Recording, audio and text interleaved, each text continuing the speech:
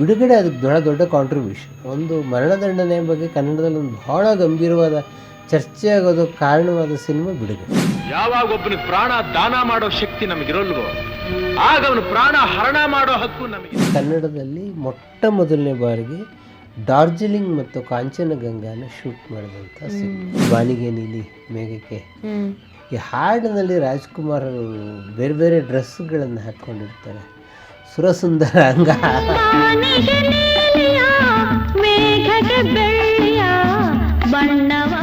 ಪತ್ರಿಕೋದ್ಯಮ ಪ್ರಪಂಚದ ಒಳ ಹೊರಗುಗಳನ್ನು ತೋರಿಸುವಂತಹ ಇದು. ಪತ್ರಿಕೋದ್ಯಮದ ಬೇರೆ ಬೇರೆ ಮೊಗ್ಗಲುಗಳನ್ನು ಕನ್ನಡದಲ್ಲಿ ಮೊಟ್ಟ ಮೊದಲು ತೋರಿಸಿದಂಥ ಸಿನಿಮಾ. ಪೇಪರ್ನವರು ಅಂದ್ರೆ ಮನಸ್ಸಿಗೆ ಬಂದದ್ದನ್ನ ಬರೀತಾ ಅವರಿವ್ರನ್ನ ಹೆದರ್ಸ್ಕೊಂಡಿರೋರು ಅಂತ ನೀವು ತಿಳ್ಕೊಂಡಿದ್ರೆ ಅದನ್ನ ಇವತ್ತಿಲ್ಲಿ ಮರೆತು ಬಿಡಿ. ಈ ಸಿನಿಮಾಕ್ಕಾಗಿ ರಾಜ್ಕುಮಾರ್ ಅವರು ಸೆಂಟ್ರಲ್ ಜೈಲಿಗೆ ಹೋಗಿ ಅಲ್ಲಿ ಕೈದಿಗಳನ್ನು ನೋಡಿ ಅವರ ಮನಸ್ಥಿತಿಯನ್ನು ಅಧ್ಯಯನ ಮಾಡಿ ಆ ಭಾವಗಳನ್ನೆಲ್ಲ ತಗೊಂಡು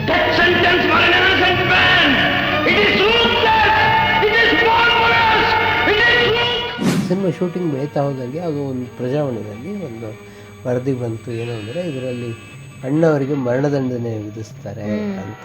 ಜನ ಎಲ್ಲ ಪ್ರತಿಭಟನೆ ಮಾಡಿದ್ಮೇಲೆ ಮತ್ತೆ ಕ್ಲೈಮ್ಯಾಕ್ಸನ್ನು ಬದಲಾಯಿಸಿ ಬಿಡುಗಡೆ ಸಿಕ್ಕುತ್ತೆ ಅಂತ ಮಾಡಿದಂಥ ಸಿನಿಮಾ. ಇನ್ನು ಮುಂದೆ ಈ ಮರಣದಂಡನೆ ಅನ್ನೋ ಶಿಕ್ಷೆ ಈ ಕಾನೂನಿನಿಂದಲೇ ರದ್ದಾಗಬೇಕು. ಸರ್, ಮುಂದಿನ ಸಾಮಾಜಿಕ ಸಿನಿಮಾ ಬಿಡುಗಡೆ. ಈ ಸಿನಿಮಾದಲ್ಲಿ ನರಸಿಂಹರಾಜು ಅವರು, ಬಾಲಕೃಷ್ಣ ಅವರು, ವಜ್ರಮುನಿ ಅವರು, ತೂಗುದೀಪ ಶ್ರೀನಿವಾಸ್ ಅವರು, ಅಶ್ವಥ್ ಅವರು ಮುಂತಾದ ಕಲಾವಿದರಿದ್ದಾರೆ. ಕಲ್ಪನಾ ಮತ್ತು ಭಾರತಿಯವರು ನಾಯಕಿಯರಾಗಿ ಈ ಸಿನಿಮಾದಲ್ಲಿ ಅಭಿನಯಿಸಿದ್ದಾರೆ. ಸಂಭಾಷಣೆ ಮತ್ತು ಗೀತ ರಚನೆಯನ್ನ ಚಿ ಉದಯಶಂಕರ್ ಅವರು ಮಾಡಿದ್ದಾರೆ. ಸಂಗೀತ ಸಂಯೋಜನೆಯನ್ನ ಎಂ ರಂಗರಾವ್ ಅವರು ಮಾಡಿದ್ದಾರೆ. ಹಿನ್ನೆಲೆ ಗಾಯಕರು P B Srinivas, P Sushila ಮತ್ತು ಎಸ್ ಜಾನಕಿ ಅವರು. ನಿರ್ದೇಶನವನ್ನ ವೈಆರ್ ಸ್ವಾಮಿ ಅವರು ಮಾಡಿದ್ದಾರೆ.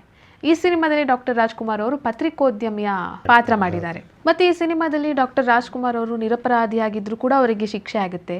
ಅವರ ತಂದೆಗೂ ಕೂಡ ಮರಣದಂಡನೆ ಕೊಟ್ಟಿರ್ತಾರೆ. ಆದರೆ ಕೊನೆಗೆ ಇನ್ನೇನು ಗಲ್ಲಿಗೇರಿಸಬೇಕು ಅನ್ನುವಂತಹ ಸಂದರ್ಭ ಇರುತ್ತೆ. ಆಗ ಅವರು ನಿರಪರಾಧಿ ಅಂತ ಗೊತ್ತಾಗಿ ಅವರ ತಂದೆ ಬಿಡುಗಡೆ ಆಗ್ತಾರೆ. ಈ ಶಿಕ್ಷೆ ನಿಲ್ಲಿಸೋ ಆರ್ಡರ್ ಬಂದಿದೆ. ನಿಮ್ಮ ತಂದೆನ ಸಾವಿನ ದವಡೆಯಿಂದ ಬಿಡುಗಡೆ ಮಾಡಿ. ಸೊ ಈ ಒಂದು ಕಥಾವಸ್ತುವನ್ನು ಇಟ್ಕೊಂಡು ಮಾಡಿರುವಂತಹ ಸಿನಿಮಾ ಇದು. ಸೊ ಈ ಸಿನಿಮಾದ ಬಗ್ಗೆ ಏನಾದರೂ ಹಂಚ್ಕೊಳ್ಬೋದಾ ಸರ್? ಒಂದು ಬಿಡುಗಡೆ ಹೇಳಿದೆ, ಬಿಡುಗಡೆ ಮತ್ತು ಸ್ವಯಂ ಅವರ ಹೆಚ್ಚು ಕಮ್ಮಿ ಒಟ್ಟೊಟ್ಟಿಗೆ ಬಂದ ಸಿನಿಮಾ. ಎರಡು ಮರಣದಂಡನೆ ಪ್ರಶ್ನೆಯನ್ನು ಇಟ್ಕೊಂಡಿದ್ದು. ಸ್ವಯಂವರದಲ್ಲಿ ಮರಣದಂಡನೆ ಆಗಿರುತ್ತೆ, ತಪ್ಪು ಹೋಗ್ಬಿಡುತ್ತೆ, ಕತೆ ಅಲ್ಲಿಂದ ಮುಂದಕ್ಕೆ ಮುಂದುವರಿಯುತ್ತೆ. ಆದರೆ ಇದು ಬಿಡುಗಡೆಯಲ್ಲಿ ಇದೇ ಮುಖ್ಯವಾದ ವಿಷಯ. ಮತ್ತು ಮರಣದಂಡನೆ ಹಗ್ಗದ ಕೊನೆ ಅಂತ ಒಂದು ನಾಟಕ ಪರ್ವತವಾಣಿಯವರು ಬರೆದಿದ್ದಾರೆ, ಅದೊಂದು ಸಿನಿಮಾ ಕೂಡ ಆಯಿತು. ಮರಣದಂಡನೆ ಬಗ್ಗೆ ಸಾಕಷ್ಟು ಚರ್ಚೆಗಳು ನಡೆದಿದೆ. ಅಂದರೆ ಜೀವ ಕೊಡೋಕ್ಕೆ ಶಕ್ತಿ ಇಲ್ಲ ಅಂದಮೇಲೆ ತೆಗೆಯೋ ಶಕ್ತಿ ಇದೆಯಾ ಅಂಥೇಳಿ ಪರ ವಿರೋಧ ಚರ್ಚೆಗಳನ್ನು ನಡೆದಿದೆ. ಬಹುಶಃ ಕನ್ನಡದಲ್ಲಿ ಈ ಥರದ ಚರ್ಚೆ ನಡೆದ ಬಹಳ ಪ್ರಮುಖ ಸಿನಿಮಾ ಬಿಡುಗಡೆ.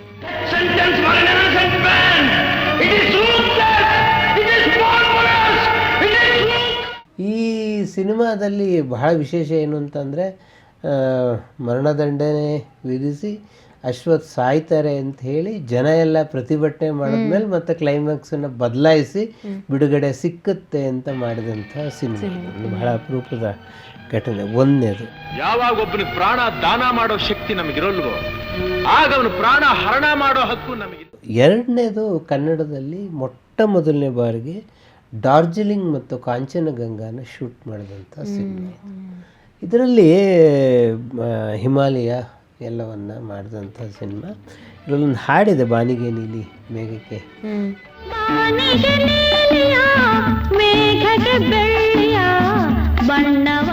ಬಹುಶಃ ನಾನು ತುಂಬ ಜನ ಹೇಳೋದು ಕೇಳಿದಿಲ್ಲ. ಈ ಹಾಡಿನಲ್ಲಿ ರಾಜ್ಕುಮಾರ್ ಅವರು ಬೇರೆ ಬೇರೆ ಡ್ರೆಸ್ಗಳನ್ನು ಹಾಕ್ಕೊಂಡಿರ್ತಾರೆ. ಸುರಸುಂದರ ಅಂಗ ಹಾಡನ್ನು ನಿಜವಾಗ್ಲೂ. ಮತ್ತು ರಂಗರಾಯರು ಸಾಮಾನ್ಯಕ್ಕೆ ರಾಗಮಾಲಿಕೆ ಮಾಡೋದು ಜಾಸ್ತಿ. ಇದು ರಂಗರಾಯರು ಮಾಡಿದ ಬಹಳ ಅಪರೂಪದ ರಾಗಮಾಲಿಕೆ. ಅದು ಅದ್ಭುತವಾಗಿ ಬಂದಿದೆ.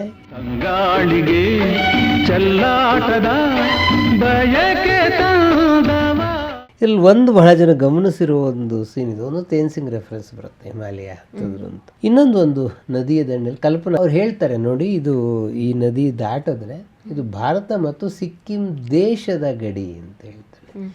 ಈಗ ಸಿನಿಮಾ ನೋಡಿದ್ರೆ ಸಿಕ್ಕಿಂ ಯಾವ ದೇಶ ಅಂತ ಅನ್ನಿಸ್ಬೋದು. 1973 ಏಪ್ರಿಲ್ 5 ಸಿನಿಮಾ ಬಿಡುಗಡೆ ಆಗಿದ್ದು. ಸಿಕ್ಕಿಂ ಭಾರತ ದೇಶಕ್ಕೆ ಸೇರಿಕೊಂಡಿದ್ದು 1975ರಲ್ಲಿ. ಅದು ಒಂದು ಬೌದ್ಧ ರಾಜವಂಶದ ವಶದಲ್ಲಿತ್ತು. ಆಮೇಲೆ ಅದು ಭಾರತಕ್ಕೆ ಸೇರಿಕೊಳ್ತು. ಹಾಗಾಗಿ ಸಿನಿಮಾ ತೆಗೆದಾಗ ಸಿಕ್ಕಿಂ ದೇಶ ಇತ್ತು. ಹಾಗಾಗಿ ನಿಮಗೆ ಅದು ಭಾರತದ ಗಡಿ ಅಂತ ಹೇಳುವಾಗ ಅವಳು ಹೇಳ್ತಾಳೆ, ನದಿಯಿಂದ ಈ ಕಡೆ ಸಿಕ್ಕಿಂ ದೇಶ ಇದೆ, ಈ ಕಡೆ ಭಾರತ ದೇಶ ಇದೆ ಅಂತ ಹೇಳಿ. ಇದೊಂದು ಬಹಳ ಇಂಟ್ರೆಸ್ಟಿಂಗ್ ಆದ ರೆಫರೆನ್ಸ್ ಇದು.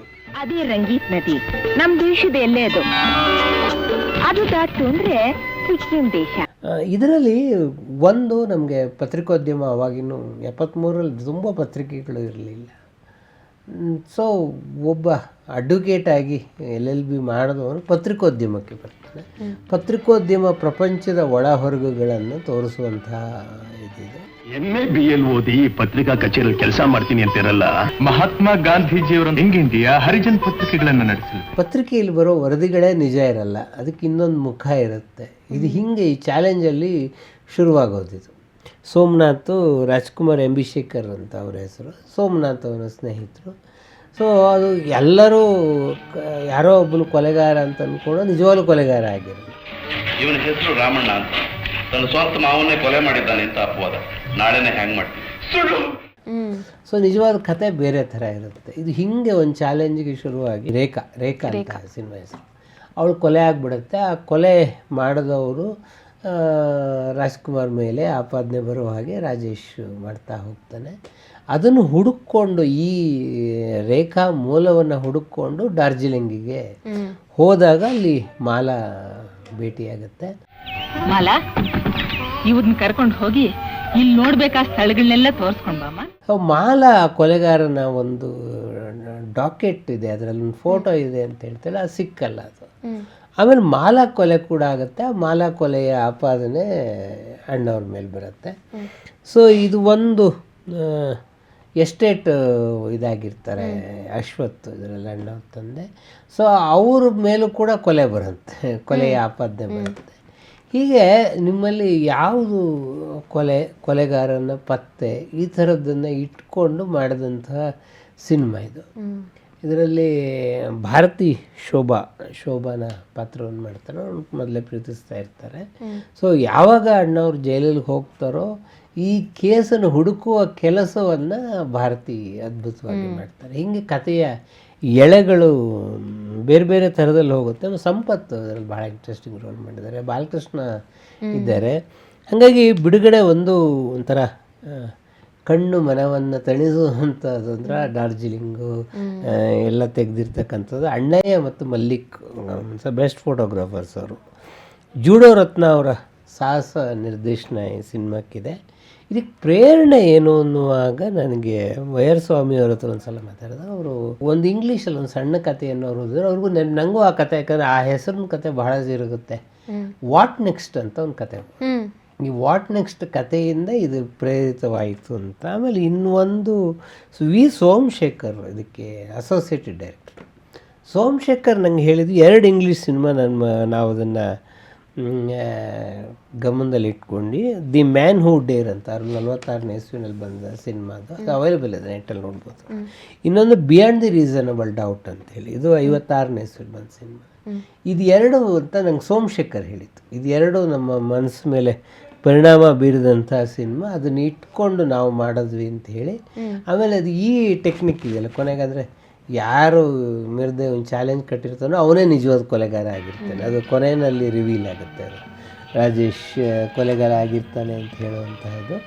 ಅವತ್ತು ನಾನು ಬದುಕೋಕ್ಕೋಸ್ಕರ ಮಾಲ ಅನ್ಕೊಂಡೆ, ಇವತ್ತು ಅದೇ ಕಾರಣಕ್ಕೋಸ್ಕರ ನಿನ್ಕೊಳ್ತೀನಿ. ಪತ್ರಿಕೋದ್ಯಮದ ಬೇರೆ ಬೇರೆ ಮೊಗ್ಗಲುಗಳನ್ನು ಕನ್ನಡದಲ್ಲಿ ಮೊಟ್ಟ ಮೊದಲು ತೋರಿಸಿದಂಥ ಸಿನಿಮಾ ಒಂದು ಪತ್ರಿಕೆ. ಆಮೇಲೆ ಬಂದಿದೆ ಪತ್ರಿಕೋದ್ಯಮ. ಬಟ್ ನಿಮಗೆಲ್ಲ ಒಂದು ಕಡೆ ಪತ್ರಿಕೋದ್ಯಮಿ ಆಗಬೇಕು ಅಂತ ಹೇಳಿ ಒಂದು ಪ್ರೇರಣೆ ಕೊಡುತ್ತಲ್ಲ, ಆ ಥರದ್ದನ್ನು ಈ ಸಿನಿಮಾ ಮಾಡಿದೆ. ಪೇಪರ್ನವರು ಅಂದ್ರೆ ಮನಸ್ಸಿಗೆ ಬಂದದ್ದನ್ನ ಬರೀತಾ ಅವರಿವ್ರನ್ನ ಹೆದರ್ಸ್ಕೊಂಡಿರೋರು ಅಂತ ನೀವು ತಿಳ್ಕೊಂಡಿದ್ರೆ ಅದನ್ನ ಇವತ್ತಿಲ್ಲಿ ಮರೆತು ಬಿಡಿ. ವಾನಿಗೆ ನೀಲಿ ಮೇಘಕ್ಕೆ ಬಣ್ಣ, ಅದು ಒಂದು ಬಹಳ ಅದ್ಭುತವಾದ ಹಾಡು. ಬೆಳಗಿನ ಹೆಣ್ಣ ಅಂತ ಒಂದು ಹಾಡಿದೆ. 2 PB ಶ್ರೀನಿವಾಸ್ ಮತ್ತು P ಸುಶೀಲಾ ಹಾಡಿರೋದು. ಬೆಳಗಿನ ಹೆಣ್ಣ ಅರಳಿದ ಕಣ್ಣ ಸೊಗಸು ಕಂಡೆಯೇನು. ನನ್ನ ಪುಟ್ಟ ಸಂಸಾರ ಈ ಸಿನಿಮಾದ ಇನ್ನೊಂದು ಬಹಳ ವಿಶಿಷ್ಟವಾದಂಥ ಹಾಡಿದು. ನನ್ನ ಪುಟ್ಟ ಸಂಸಾರ ಲೋಕದಿಂದ ಬಹುದೂರ ಮಡಿಕೇರಿ ಎಸ್ಟೇಟು.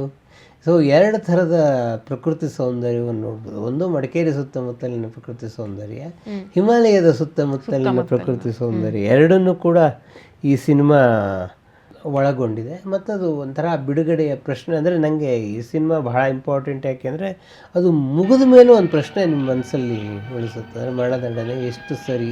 ಈ ಕ್ಯಾಪಿಟಲ್ ಪನಿಷ್ಮೆಂಟ್, ಮರಣದಂಡನೆ ಅನ್ನೋ ಉಗ್ರವಾದ ಶಿಕ್ಷೆ ಖಂಡಿತ ನಮ್ಮ ಕಾನೂನಿನಿಂದ ರದ್ದಾಗೆ. ಎರಡನೇ ಪ್ರಶ್ನೆ ಏನು ಅಂತಂದರೆ, ಒಂದು ಪತ್ರಿಕೋದ್ಯಮಕ್ಕೊಂದು ಜವಾಬ್ದಾರಿ ಇರುತ್ತೆ. ಸೊ ಈಗ ನೀವು ಇಡೀ ಜಗತ್ತೆಲ್ಲ ಕೊಲೆಗಾರ, ಅವನಿಗೆ ಶಿಕ್ಷೆ ಆಗೋದು, ಆ ಥರದ್ದು ಕೇಸ್ಗಳು ನಾವು ನೋಡಿದ್ದೀವಿ.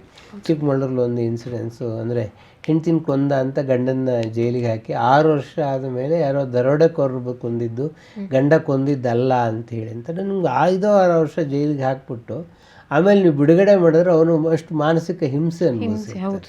ಅದಕ್ಕೆ ನೀವು ಬಿಡುಗಡೆ ಪರಿಹಾರವೇ ಅಲ್ಲ ಅದು. ಸೊ ಈ ಬಿಡುಗಡೆ ಸಿನಿಮಾ ಕೂಡ ಅದನ್ನು ಹೇಳ್ತಕ್ಕಂಥದ್ದು. ಅಂದರೆ ಯಾವುದರಿಂದ ನೀವು ಬಿಡುಗಡೆ ಕೊಡ್ತೀರಿ? ನೀವು ಜೈಲು ಶಿಕ್ಷೆಯ ಸೆಂಟೆನ್ಸಿಂದ ಬಿಡುಗಡೆ ಕೊಡ್ಬೋದು ಅಷ್ಟೇ. ಆದರೆ ಆ ಮಾನಸಿಕ ಯಾತನೆಯನ್ನು ಅನುಭವಿಸಿರ್ತಾರಲ್ಲ, ಇದಕ್ಕಾಗಿ ಈ ಸಿನಿಮಾಕ್ಕಾಗಿ ರಾಜ್ಕುಮಾರ್ ಅವರು ಸೆಂಟ್ರಲ್ ಜೈಲಿಗೆ ಹೋಗಿ ಅಲ್ಲಿ ಕೈದಿಗಳನ್ನು ನೋಡಿ ಅವರ ಮನಸ್ಥಿತಿಯನ್ನು ಅಧ್ಯಯನ ಮಾಡಿ ಆ ಭಾವಗಳನ್ನೆಲ್ಲ ತೊಗೊಂಬಂದಿದ್ದಾರೆ. ಅವ್ರು ಯಾವುದೇ ಇದು ಮಾಡುವಾಗ ಅವರು ಕೈದಿ ಪಾತ್ರ ಬೇರೆ ಸಿನಿಮಾಗಳಲ್ಲೂ ಮಾಡಿದ್ದಾರೆ. ಆದರೆ ಇದು ಆ ಸಬ್ಜೆಕ್ಟನ್ನು ಇಟ್ಕೊಂಡು ಮಾಡಿದಂತಹ ಸಿನಿಮಾ ಆಗೋದ್ರಿಂದ ಇದು ಬಹಳ ಅದ್ಭುತವಾಗಿ ಮೂಡಿ ಬಂದಿದೆ. ಸೆಂಟ್ರಲ್ ಜೈಲ್ ಪರಿಸರದಲ್ಲೂ ಕೂಡ ಇದು ಶೂಟಿಂಗ್ ಆಗಿರ್ತಕ್ಕಂಥದ್ದು. ಕೊಲೆ ಕೇಸ್ನಲ್ಲಿ ಸಿಗಾಕೊಂಡು ಡೆತ್ ಸೆಂಟೆನ್ಸ್ ಆಗಿರೋರ್ನೆಲ್ಲ ಅಲ್ಲೇ ಇಟ್ಟಿರು. ಆಮೇಲೆ ಇಷ್ಟೊತ್ತಿಗಾಗಲೇ 70ರ ದಶಕದ ಹೊತ್ತಿಗಾಗಲೇ ಕರ್ನಾಟಕದಲ್ಲಿ ಯಾವುದೇ ಥಿಯೇಟರ್ ಶುರುವಾದರೂ ಕೂಡ ಅದು ಅಣ್ಣವರ ಸಿನಿಮಾದಿಂದಲೇ ಶುರುವಾಗಬೇಕು ಅಂತ ಒಂದು ಲಿಖಿತ ನಿಯಮ ಬಂದಿತ್ತು. ಆ ಥರದ್ರಲ್ಲಿ ಬಿಡುಗಡೆ ನರ್ತಕಿ ಚಿತ್ರಮಂದಿರದಲ್ಲಿ ಮೊದಲನೇ ಸಿನಿಮಾ ಬಿಡುಗಡೆಯಾಗಿದೆ.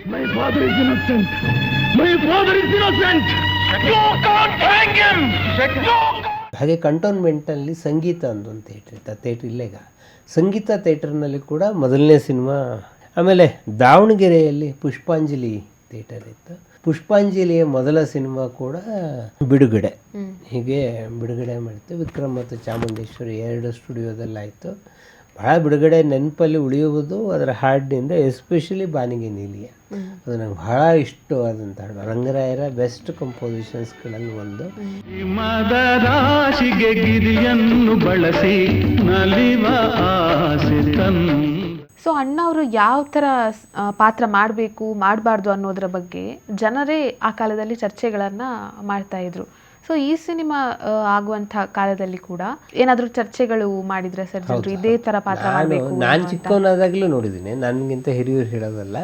ಸೊ ಅಣ್ಣ ಅವರು ಇಂಥದ್ದೊಂದು ಪಾತ್ರ ಮಾಡ್ತಾರೆ ಅಂತಂದರೆ ಅದು ಹುಲಿ ಹಾಲಿನ ಮೇವು ಮಾಡ್ತಾರೆ ಅಂದಾಗ ಎಲ್ಲ ಲೈಬ್ರರಿಯಲ್ಲಿ ಹುಲಿ ಹಾಲಿನ ಮೇವು ಕಾದಂಬರಿ ಹುಡುಕೊಂಡು ಓದ್ಬಿಟ್ಟು ಅಣ್ಣವ್ರು ಈ ಪಾತ್ರ ಮಾಡ್ತಾರೆ. ಯಾರೋ ಒಂದು ಪತ್ರಿಕೆಯಲ್ಲಿ ಬರೆಯೋರು ಅಣ್ಣವ್ರು ಈ ಪಾತ್ರ ಮಾಡೋದು ಬೇಡ ಅಂತ. ಫಸ್ಟು ಈ ಬಿಡುಗಡೆ ಸಿನಿಮಾದಲ್ಲಿ ರಿವೀಲ್ ಆಗಿದ್ದೇನು ಅಂದರೆ ಅಣ್ಣವರು ಪತ್ರಕರ್ತನ ಪಾತ್ರ ಮಾಡ್ತಾರೆ. ಈಗ ಪತ್ರಿಕೆಗಳ ಸ್ವರೂಪನೇ ಬೇರೆ ಆಗಿದೆ. ಆವಾಗ ಪತ್ರಕರ್ತ ಅಂತಂದರೆ ಅಂತಹದ್ದೇನೂ ಆದಾಯ ಇಲ್ಲ, ಅದೊಂದು ಧ್ಯೇಯ ನಿಷ್ಠೆ ಸತ್ಯವಂತಿಕೆಗೆ ಪತ್ರಕರ್ತರಾಗ್ತಾರೆ ಅಂತೇಳಿ ಅದು ಒಂದು ಸಿನಿಮಾ ಶೂಟಿಂಗ್ ಬೆಳೀತಾ ಹೋದಂಗೆ ಅದು ಒಂದು ಪ್ರಜಾವಾಣಿನಲ್ಲಿ ಒಂದು ವರದಿ ಬಂತು. ಏನು ಅಂದರೆ ಇದರಲ್ಲಿ ಅಣ್ಣವರಿಗೆ ಮರಣದಂಡನೆ ವಿಧಿಸ್ತಾರೆ ಅಂತ. ಅದು ಆವಾಗ ಅಣ್ಣವ್ರು ಈ ಥರದ ರೋಲ್ ಮಾಡೋದು ಬೇಡ, ಅವ್ರು ಕೊಲೆಗಾರರಾಗದ ಅಣ್ಣವರು, ಹಿಂಗೆ ಚರ್ಚೆಗಳು ಶುರುವಾಗ್ತಾ ಬಂತು. ಆಮೇಲೆ ಆ ಸಿನಿಮಾ ಅದೇ ನಾನು ಹೇಳಿದ್ನಲ್ಲ, ಸಿನಿಮಾ ಬಿಡುಗಡೆ ಆದಮೇಲೆ ಜನ ಎಲ್ಲ ಪ್ರತಿಭಟನೆ ಮಾಡಿ ಇಲ್ಲ ಬಿಡುಗಡೆ ಏನೋ ಅರ್ಥ ಏನು, ಬಿಡುಗಡೆ ಆಗಬೇಕು ನಿಜವಾಗ್ಲೂ ಅಂತ ಹೇಳಿದ್ರು. ಅಂದರೆ ಸೊ ಅಣ್ಣ ಅವರ ಸಿನಿಮಾಗಳ ಜೊತೆಗೆ ನಮ್ಮ ಚಿಂತನಾ ಕ್ರಮ ಕೂಡ ಬೆಳೀತಾ ಬಂತು. ಹಾಗಾಗಿ ಬಿಡುಗಡೆ ಅದಕ್ಕೆ ದೊಡ್ಡ ಕಾಂಟ್ರಿಬ್ಯೂಷನ್. ಒಂದು ಮರಣದಂಡನೆ ಬಗ್ಗೆ ಕನ್ನಡದಲ್ಲಿ ಒಂದು ಬಹಳ ಗಂಭೀರವಾದ ಚರ್ಚೆ ಆಗೋದು ಕಾರಣವಾದ ಸಿನಿಮಾ ಬಿಡುಗಡೆ. ಅದರಿಂದ ಅದು ಲ್ಯಾಂಡ್ಮಾರ್ಕ್ ಸಿನಿಮಾ. ಇನ್ನು ಮುಂದೆ ಈ ಮರಣದಂಡನೆ ಅನ್ನೋ ಶಿಕ್ಷೆ ಈ ಕಾನೂನಿನಿಂದಲೇ ರದ್ದಾಗಬೇಕು.